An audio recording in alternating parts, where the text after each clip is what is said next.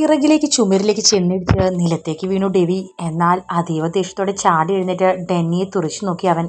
ഗോഡൌണിലേക്ക് കയറിയതും ചുറ്റും നോക്കി നടക്കുമ്പോഴാണ് അടഞ്ഞുകിടക്കുന്ന ഡോറിനടുത്ത് നിന്ന് തിരിഞ്ഞു നടക്കാൻ നിന്നും അതിൽ നിന്നും കേൾക്കുന്ന കരച്ചിൽ കേട്ടതും പിന്നെ ഒന്നും നോക്കാതെ പൂട്ടഴിച്ച് ചവിട്ടി തുറന്നത്. ദച്ചു ഡെന്നിയുടെ കയ്യിൽ ഇറുകെ പിടിച്ചു. ഡെന്നിച്ച വാ, നമുക്ക് ഇവിടുന്ന് പോവാം. ദച്ചു പറയുമ്പോൾ ഡെവി ഡെന്നിയെ തുറിച്ചു നോക്കി. ആണാണെങ്കിൽ ഒറ്റത്തന്തയ്ക്ക് പിറന്നവനാണെങ്കിൽ എന്നെ തോൽപ്പിച്ചിട്ട് ഇവളെയും കൊണ്ട് പോടാ. ഡേവി പറഞ്ഞതും നുരഞ്ഞു കയറിയ ദേഷ്യത്തോടെ ദച്ചുവിന്റെ കൈ വിടിപ്പിച്ചവൻ. ശേഷം ഓടി തിരിഞ്ഞു വന്ന് ഇടതുകാൽ പൊക്കി ഡെവിയുടെ നേരെ ചവിട്ടി. ആ ചവിട്ടിൽ ചുണ്ടിൽ നിന്ന് ചോര പൊടിഞ്ഞ ഡെവി ഡെന്നിയോടും പൊരുതി. അങ്ങോട്ടും ഇങ്ങോട്ടും അടിക്കുന്നവരെ കണ്ട് ദച്ചു പേടിയോടെ നോക്കി. ഡെന്നിച്ച വേണ്ട, വാ നമുക്ക് പോകാം. രണ്ടുപേരും പരസ്പരം ഷർട്ടിന്റെ കോളറിൽ പിടിച്ച് പോരുകോഴികളെ പോലെ മുഖത്തേക്ക് നോക്കി. പെട്ടെന്ന് ഡെന്നിക്ക് തന്റെ തലയിൽ ഇരുട്ട് കയറും പോലെ തോന്നി. അവൻ തലയിൽ കൈവച്ചു. കൈയിലേക്ക് കട്ടച്ചോര ഒഴുകുന്നത് കണ്ടതും ഒരു നിമിഷം തനിക്ക് എന്താ സംഭവിച്ചതെന്ന് അറിയാതെ തിരിഞ്ഞു നോക്കിയവൻ. വലിയ ഇരുമ്പ് വടിയും പിടിച്ച് പുച്ചച്ചിരിയോടെ നിൽക്കുന്ന ആളെ കണ്ട് അവൻ അയാളിലേക്ക് തുറച്ചു നോക്കി. ദച്ചുവിന് ഒരു നിമിഷം എന്താ സംഭവിച്ചെന്ന് ഓർത്തെടുക്കാൻ കുറച്ച് സമയം വേണ്ടി വന്നു. സ്വഭാവത്തിലേക്ക് വന്ന ദച്ചു ഡെന്നിയുടെ തലയിൽ നിന്നും കട്ടച്ചോര ഒലിക്കുന്നത് കണ്ടതും ഡെന്നിച്ചാ അലറി വിളിച്ചു അവൾ. തൊട്ടടുത്ത് ഇരുമ്പ് വടിയായി നിൽക്കുന്ന ആളെ ഒന്ന് നോക്കി അവൾ. ദച്ചുവിന് ഒരു നിമിഷം എന്താ സംഭവിച്ചെന്ന് ഓർത്തെടുക്കാൻ കുറച്ച് സമയം വേണ്ടി വന്നു. ഡെന്നി തന്റെ തലയിൽ പൊത്തിപ്പിടിച്ചു. മുന്നിൽ നിൽക്കുന്ന ആളെ നോക്കി പതിയെ പറഞ്ഞു, ജോർജ് അങ്കിൾ? അതേടാ, ജോർജ് തന്നെ. നിങ്ങളുടെ ഒക്കെ മുന്നിൽ വിനയം വാരി അഭിനയിച്ച ജോർജ് തന്നെ. നീ എന്ത് കരുതിയടാ?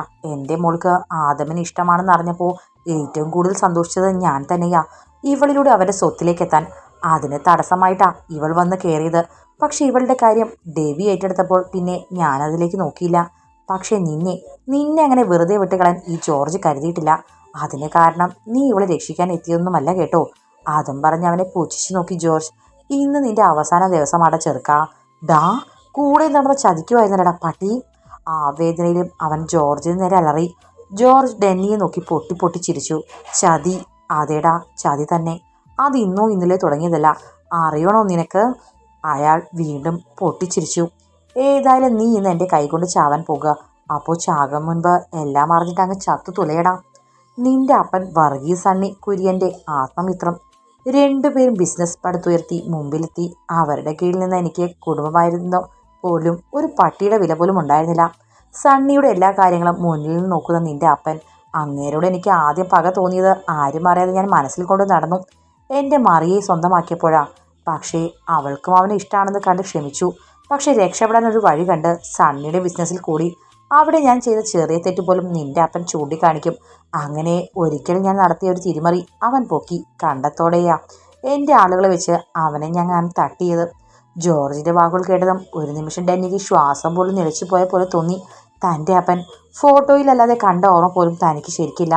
ഞാൻ കുഞ്ഞായിരിക്കുമ്പോൾ ആക്സിഡന്റിൽ മരിച്ച അപ്പച്ചനെ കുറിച്ച് അമ്മച്ചി പറയുമ്പോഴെല്ലാം ഒരുപാട് കൊതിച്ചിട്ടുണ്ട്.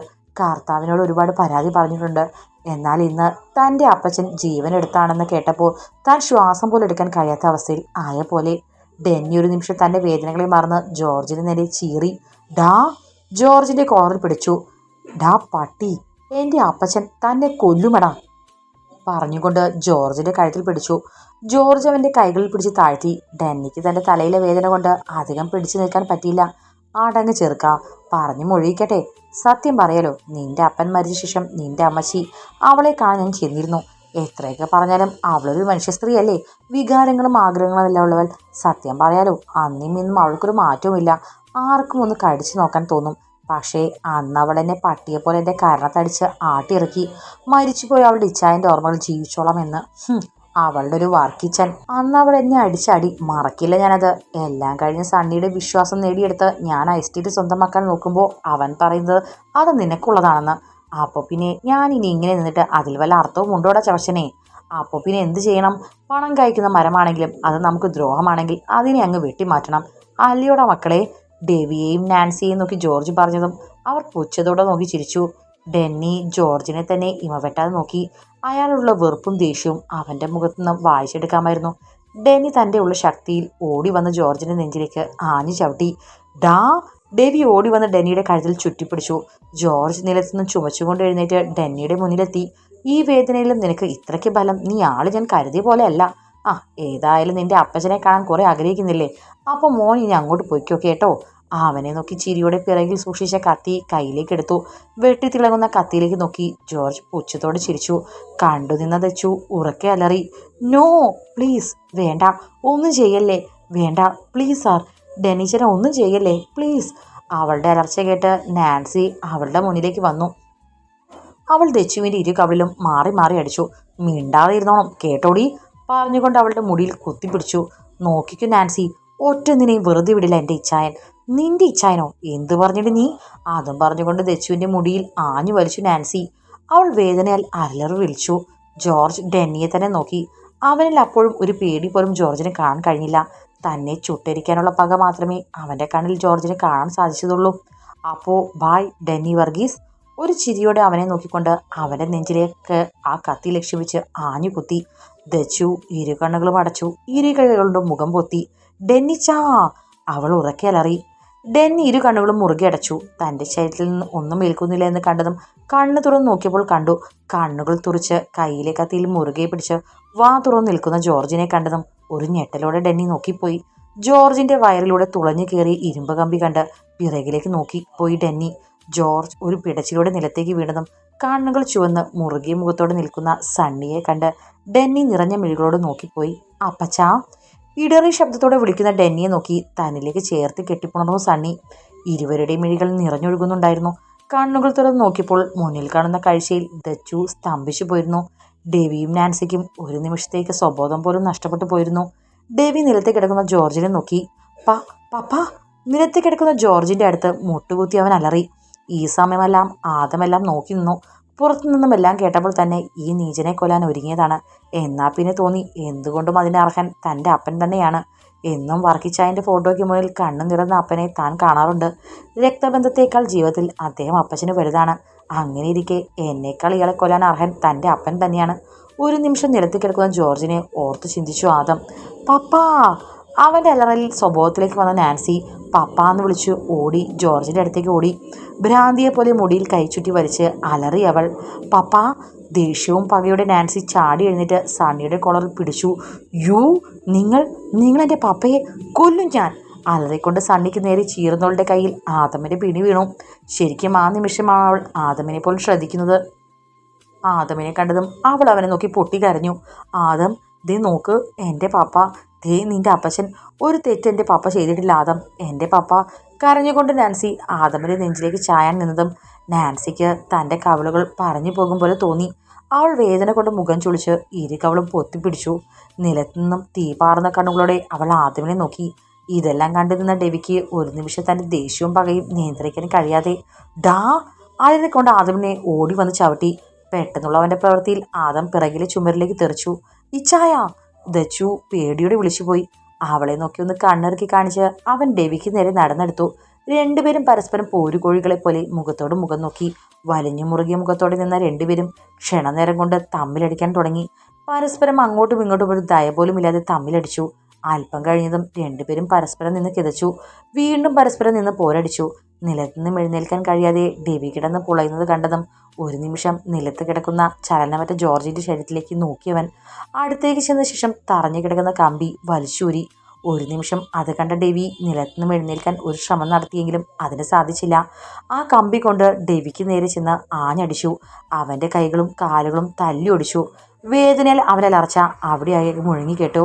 അവസാനം അവൻ്റെ നെഞ്ചിലേക്ക് കമ്പി കുത്തിയിറക്കാൻ ആഞ്ഞു കുത്താൻ ഒരുങ്ങിയതും ആ കൈകൾ ദച്ചു ഓടി വന്ന് പിടിച്ചു. ഇച്ചായ, വേണ്ട വേണ്ട ഇച്ചായ, എനിക്ക് പേടിയാകുന്നു, വാ നമുക്ക് പോകാം. പേടിച്ചു വിറിച്ചു പറയുന്നവളെ കാണേ ആദം ഡെവിയെ ഒന്ന് നോക്കിക്കൊണ്ട് ആ കമ്പി ദേഷ്യത്തോടെ വലിച്ചെറിഞ്ഞു. അവൻ ദച്ചുവിനെ തൻ്റെ നെഞ്ചോട് ചേർത്ത് ഡെന്നിയുടെ അടുത്തേക്ക് ചെന്നു. സണ്ണിച്ചിലെ നെഞ്ചിൽ തലചാച്ചി കിടക്കുന്ന ഡെന്നിയെ നോക്കി ആദം അവൻ്റെ കണ്ണുകൾ നിറഞ്ഞൊഴുകി. ഡാ ഡെന്നി. ആദമിൻ്റെ വിളി കേട്ട് ഡെന്നി പതിയെ അവനെ നോക്കി ഒന്ന് പുഞ്ചിരിച്ചു. അവൻ നോക്കുമ്പോഴേക്കും ഡെന്നിയുടെ ബോധം മറിഞ്ഞ് വീഴാൻ പോയിരുന്നു. അപ്പോഴേക്കും സണ്ണി അവനെ താങ്ങി പിടിച്ചു. ഡാ മോനെ ഡെന്നി, ഡാ കണ്ണു തുറക്കടാ. അവനെ താങ്ങി പിടിച്ച സണ്ണിയുടെ കൈകളിലേക്ക് കറുത്ത കട്ടയായ രക്തം ഒലിച്ചിറങ്ങിയതും അപ്പോഴാണ് അവൻ്റെ തലയിലെ മുറിവ് അവർ കാണുന്നത്. ചതിച്ചോ കർത്താവേ. ഡാ മോനെ പെട്ടെന്ന് ഹോസ്പിറ്റലിൽ എത്തിക്കുക. എൻ്റെ കർത്താവേ, എൻ്റെ കൊച്ചിനൊന്നും വരുത്തല്ലേ. സണ്ണി അലറിക്കരയാൻ തുടങ്ങി. ആദമിന് തൻ്റെ കൈകാലുകൾ വിറയ്ക്കാൻ തുടങ്ങി. ഡെന്നി, ഡാ ഡെന്നി. ആദം ഉറക്കെ അലറിക്കരഞ്ഞു. തട്ടി പിടിച്ചിട്ടൊന്നും പ്രതികരിക്കാത്തവനെ കണ്ട് ഭയത്തോടെ വേഗം എടുത്ത് പുറത്തേക്കൂടി. ഇതെല്ലാം നോക്കി നിന്നിരുന്ന നാൻസിയിൽ അപ്പോഴും പകയുടെ തീയാളി കത്തി. ജോർജിന്റെ അടുത്തായി വീണ് കിടക്കുന്ന കത്തിയിലേക്ക് നോക്കിക്കൊണ്ട് അവരുടെ പുറകെ ചെന്നു അവൾ. ഡെന്നിയെയും തോളിലിട്ട് വണ്ടിക്കരികിലേക്ക് ഓടി ആദവും സണ്ണിയും പിറകെ ദച്ചുവും. കാൽ തന്നെ ദച്ചൊന്ന് വീണതും കാലിൽ കാൽമുട്ടിടിച്ച് വേദനയോടെ പിടഞ്ഞവൾ. ഇച്ചായ അവൾ വിളിച്ചുവെങ്കിലും ആദം കുറച്ചുകൂടെ മുന്നിലെത്തിയിരുന്നു. പതിയെ മുട്ടിൽ പിടിച്ച് എഴുന്നേറ്റ് നിൽക്കാൻ നോക്കുമ്പോൾ വീണ്ടും വീഴാൻ പോയി. അടുത്തുള്ള കാലിൽ താങ്ങി പിടിച്ച് നിൽക്കാൻ നോക്കുമ്പോൾ തൻ്റെ പിറകിൽ ആരോ നിൽക്കുന്ന നിഴൽ കണ്ടതും പേടിയോടെ തന്നെ തിരിഞ്ഞു നോക്കി ദച്ചു. മുടിയെല്ലാം ആടി ഉടഞ്ഞ് കണ്ടാലൊരു ഭ്രാന്തിയെ പോലെ തൻ്റെ നേരെ കത്തിയും പിടിച്ച് നിൽക്കുന്ന നാൻസിയെ കണ്ടതും ദച്ചുവിൻ്റെ ഉള്ളൊന്ന് പിടഞ്ഞു. നാൻസിയെ നോക്കി അരുതെന്ന് തലയാട്ടി ദച്ചു. എന്നാൽ അതിനെയെല്ലാം പുച്ഛിച്ചുകൊണ്ട് ദക്ഷയെ പകയോടെ നോക്കിയവൾ. ഇല്ല ദക്ഷ, എനിക്ക് കിട്ടാതൊന്നും മറ്റാർക്കും കിട്ടാൻ ഞാൻ അനുവദിക്കില്ല. ഞാൻ അത്രമേൽ മോഹിച്ചത് അത് നിനക്ക് ഞാൻ തരില്ല ദക്ഷ. ഒരു ഭ്രാന്തിയെ പോലെ പറയുന്നവളെ കാണെ ദച്ചു പേടിച്ചു വിറച്ചു. അവൾക്കടുത്തേക്ക് നാൻസി ചുവടുകൾ വെച്ച് ഗൂഢമായി പുഞ്ചിരിച്ചു. തൻ്റെ നേർക്ക് ചുവടുകൾ വെച്ച് വരുന്ന നാൻസി കണ്ട് പേടിയോടെ അവളെ തന്നെ ഉറ്റുനോക്കി ദച്ചു. കാറിനടുത്തെത്തിയ ഡെന്നിയെ വണ്ടിയിൽ കിടത്തി കയറാൻ തുടങ്ങുമ്പോഴാണ് ആദം ദച്ചുവിനെ ശ്രദ്ധിച്ചത്. ദക്ഷ, അവൻ ഉറക്കെ അലറിയെങ്കിലും അവളുടെ ഒരു ശബ്ദം പോലും അവന് കേൾക്കാൻ പറ്റിയില്ല. ഡാ മോനെ, ഞാൻ ഇവനെ വേഗം ഹോസ്പിറ്റലിൽ എത്തിക്കട്ടെ, നീ പോയി അവളെ നോക്ക് പറഞ്ഞുകൊണ്ട് തൻ്റെ സണ്ണിച്ചൻ വേഗം ആദമിൻ്റെ കയ്യിൽ നിന്ന് കാറിൻ്റെ കീ വാങ്ങി ഡെന്നിയെയും കൊണ്ട് ഹോസ്പിറ്റൽ ലക്ഷ്യമാക്കി നീങ്ങി. ആദം ദച്ചുവിനെ തിരിഞ്ഞ് വന്ന വഴിയെ വീണ്ടും ചെന്നു. നാൻസി ദച്ചുവിൻ്റെ അടുത്തെത്തിയതും അവൾക്ക് നേരെ ആഞ്ഞു കുത്തി. പെട്ടെന്ന് പേടിയുടെ ദച്ചു നിരങ്ങിക്കൊണ്ട് നീങ്ങി നിന്നു. അതുകൊണ്ട് തന്നെ കത്തി മണ്ണിലേക്കാണ് ആദ്യം തട്ടിയത്. വീണ്ടും വീറോടെ നാൻസി അവൾക്കടുത്തേക്ക് നീങ്ങി ഒരു കൈ കൊണ്ട് അവളുടെ മുടിയിൽ കുത്തിപ്പിടിച്ചു. ഡീ, ഇനി നീ ജീവനോടുണ്ടാവാൻ പാടില്ല ദക്ഷ പറഞ്ഞുകൊണ്ട് തന്നെ കത്തി ഒന്ന് ഉയർത്തി അവളിലേക്ക് കുത്തിയിറക്കാൻ നോക്കിയതും ദച്ചു ഉറക്കെ അലറി. ഒരു നിമിഷം തൻ്റെ ദേഹത്തൊന്നും സംഭവിച്ചില്ല തിരിച്ചറിഞ്ഞതും കണ്ണു തുറന്നു നോക്കി ദച്ചു കാണുന്നത് കത്തി പിടിച്ച് നിൽക്കുന്ന നാൻസിയുടെ കയ്യിൽ മുറുകെ പിടിച്ച് നിൽക്കുന്ന ആദമിനെയാണ്. ആ ഒരു നിമിഷം പ്രാണൻ തിരിച്ചു കിട്ടിയ പോലെ തോന്നി അവൾക്ക്. ആദം നാൻസിയുടെ കയ്യിൽ നിന്നും കത്തി വാങ്ങി ദൂരേക്ക് എറിഞ്ഞു. അവളുടെ ഇരു കവിളിലും മാറി മാറി അടിച്ചവൻ. നിലത്തേക്ക് വീണുപോയി അവൾ കവൾ പറഞ്ഞു പോകുന്ന വേദനയിലും വീണ്ടും വീറോടെ എഴുന്നേറ്റ് ആദമിൻ്റെ ഷോൾഡറിൽ പിടിച്ചു. ദേ നോക്കാദം, ഇവൾ ഒരിക്കലും നിനക്ക് ചേരില്ല. ഇവളെ വിവാഹം കഴിച്ച നിന്റെ കുടുംബം തന്നെ നശിച്ചു പോകും. ദേ എന്നെ നോക്ക്, നീയും ഞാനും എത്രത്തോളം മാച്ചാണെന്ന് പറഞ്ഞുകൊണ്ട് അവനിലേക്ക് ചേരാൻ നോക്കി അവളെ അവൻ പിറകോട്ട് തള്ളി മാറ്റി. എന്നിട്ട് ദക്ഷയെ നെഞ്ചോട് ചേർത്ത് പിടിച്ചു. ദാ നോക്ക് നാൻസി, ഇവൾ ഈ നിൽക്കുന്ന ദക്ഷ ഈ ആദമിൻ്റെ പാതിയ. അവളെ എന്നിൽ നിന്നും അകറ്റാൻ മറ്റാർക്കും സാധിക്കില്ല. പിന്നെ ദാ ഇത് കണ്ടോ നീ പറഞ്ഞുകൊണ്ട് ആദം ദക്ഷയുടെ സാരിക്കുള്ളിൽ താലിയെടുത്ത് പുറത്തേക്കിട്ടു. ദാ കണ്ണ് തുറന്നു നോക്ക്, ഇത് ഈ ആദം ചാർത്തിയ താലിയാ. എൻ്റെ താലിയാൽ എൻ്റെ പാതി അയവള ഇവൾ. ഒരു നിമിഷം നാൻസി വിടർന്ന കണ്ണാലെ ശ്വാസം എടുക്കാതെ നോക്കി നിന്നു. നോ, ഇല്ല. മുടിയിൽ കൈകോർത്ത് അലറിക്കൊണ്ട് അവൾ ദച്ചുവിൻ്റെ അടുത്തേക്ക് പാഞ്ഞു വന്ന് അവളുടെ കഴുത്തിൽ മുറുകെ പിടിച്ചു. സമ്മതിക്കില്ല, ഞാൻ ഈ താലി നിന്റെ കഴുത്തിലിരിക്കാൻ സമ്മതിക്കില്ല. ഒരു ഭ്രാന്തിയെ പോലെ അലറിക്കൊണ്ട് അവൾ ദക്ഷയുടെ കഴുത്തിലെ താലിയിൽ മുറുകി. വലിഞ്ഞു മുറുകിയ മുഖത്തോടെ ആദം നാൻസിയെ വലിച്ചു പിടിച്ച് അവളുടെ കവളിലേക്ക് മാറി മാറി അടിച്ചുകൊണ്ട് മുടിയിൽ കുത്തിപ്പിടിച്ച് ആഞ്ഞു തള്ളി. കവഴ്ന്നടിച്ച് വീണ നാൻസി കൂർത്ത കല്ലിലേക്ക് വയറടിച്ച് വീണതും വേദനയിൽ പിടഞ്ഞു അവൾ. ഒന്ന് ശ്വാസം എടുക്കാൻ പോലും കഴിയാത്ത വിധം നിലത്ത് കിടന്ന് പിടയുന്നവളെ കണ്ട് ദച്ചുവിന് വല്ലാതെ പേടി തോന്നി. അവൾ ആദമിൻ്റെ കൈകളിൽ മുറുകെ പിടിച്ചു. ഇച്ചായ, നാൻസി ചാവുന്നെങ്കിൽ ചാവട്ടെ, വേണ്ട കരുതുമ്പോൾ വീണ്ടും വീണ്ടും ഇനി നമ്മുടെ ജീവിതത്തിൽ ഒരു കരിനിഴലായി അവൾ ഉണ്ടാവാൻ പാടില്ല ദക്ഷ. ആദം പറഞ്ഞ് നടക്കാൻ തിരിഞ്ഞതും കണ്ടു അങ്ങോട്ട് ഓടി വരുന്ന ഒരു കൂട്ടം പോലീസുകാരെ. പിന്നീട് പോലീസുകാർ തന്നെ നാൻസിയെയും ഗോഡൌണിൽ നിന്ന് ഡെവിയെയും ജോർജിൻ്റെ ബോഡിയും എല്ലാം കൊണ്ടുപോയി. ദച്ചുവിന് നടക്കാൻ വല്ലാത്ത ബുദ്ധിമുട്ട് തോന്നി. അത് കണ്ടതും ഇരുകൈയലാദം അവളെ കോരിയെടുത്തു. ഒരു പോലീസ് വാഹനത്തിൽ തന്നെ അവർ ഹോസ്പിറ്റലിൽ ചെന്നു. അവരെത്തുമ്പോൾ തന്നെ വിവരമറിഞ്ഞ് ഐസിയുവിന് മുന്നിൽ വല്യമ്മച്ചിയും മറിയയും മേരിയും ഇരിപ്പുണ്ടായിരുന്നു. ഐസിയുവിന് മുന്നിലെത്തിയ ആദമിന് തൻ്റെ ഹൃദയം പിടയ്ക്കുന്ന പോലെ തോന്നി. അതേസമയം ഐസിയുവിൻ്റെ ഡോർ തുറന്ന് സ്ട്രക്ചറിൽ കിടത്തി ഡെന്നിയെ പുറത്തേക്ക് കൊണ്ടുവന്നു. ആദം അവൻ്റെ അടുത്തേക്ക് ചെന്ന് വിളിച്ചു. ഡാ ഡെന്നി, എണീക്കടാ. ദേ നീ വെറുതെ തമാശ കളിക്കല്ലേ. അവൻ്റെ കവളിൽ പിടിച്ചു പറയുന്നവനെ കാണേ എല്ലാവരും ശ്വാസം അടങ്ങി കരഞ്ഞുപോയി. ഹേയ് സാർ, നിങ്ങൾ എന്തായി കാണിക്കുന്നേ? പേഷ്യൻസിനെ ഓപ്പറേഷൻ തിയേറ്ററിലേക്ക് കൊണ്ടുപോകുക. നിങ്ങൾ മുന്നിൽ നിന്ന് മാറി നിൽക്കുക. ഡോക്ടർ പറഞ്ഞതും ആദം അവനിൽ നിന്ന് പിടിവിട്ട് മാറി നിന്നു. പിറകെ തന്നെ എല്ലാവരും ഓപ്പറേഷൻ തിയേറ്ററിന് മുന്നിൽ അക്ഷമയോടെ പ്രാർത്ഥനയോടെ കാത്തിരുന്നു. അവിടെ എത്തിയ മുതൽ മറിയ ഒരു ഇരിപ്പാണ്. ഒന്ന് കരയുന്നത് പോലും കണ്ടിട്ടില്ല. തൻ്റെ ഏകമകൻ അവൻ്റെ അവസ്ഥയിൽ മറിയെ കാണുന്തോറും എല്ലാവർക്കും പേടി തോന്നി.